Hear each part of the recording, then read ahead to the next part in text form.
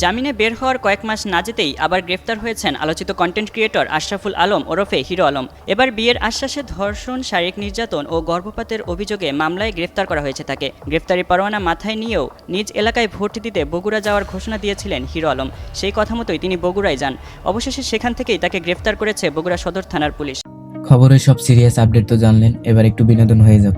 ঘুরে আসুন আমাদের চরবিজয় গ্রুপ চ্যানেল থেকে। এই ভিডিওর পিন কমেন্টে চ্যানেলের লিঙ্ক দেওয়া আছে, এক ক্লিকে গিয়ে দেখে আসুন।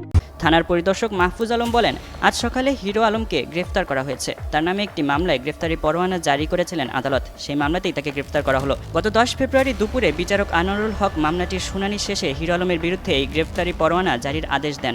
মামলার এজাহার থেকে জানা যায়, নায়িকা বানানোর প্রলোভন দেখিয়ে সাদিয়া রহমান মিথিলাকে একাধিকবার ধর্ষণ ও শারীরিক নির্যাতন করেন হিরো আলম। পাশাপাশি তাকে জোরপূর্বক গর্ভপাতেও বাধ্য করেন বলে অভিযোগে উল্লেখ করা হয়েছে। এদিকে গতকাল বুধবার এক ছোট সাক্ষাৎকারে হিরো আলম জানান, প্রধানমন্ত্রী তারেক রহমান বগুড়া 6 আসন ছেড়ে দেওয়ায় সেখানে উপনির্বাচনে প্রার্থী হওয়ার পরিকল্পনা করছেন। এবারে তার ইচ্ছে জামায়াত অথবা এনসিপির মনোনয়ন চাইবেন। শিক্ষা প্রতিষ্ঠানগুলো অন্যদিকে মাদ্রাসাগুলোতে নির্বাচনী ছুটির মধ্য দিয়ে ঈদের ছুটি শুরু হয়েছে। মাদ্রাসার বর্ষপঞ্জি অনুযায়ী তাদের ছুটি চলবে 28 মার্চ পর্যন্ত।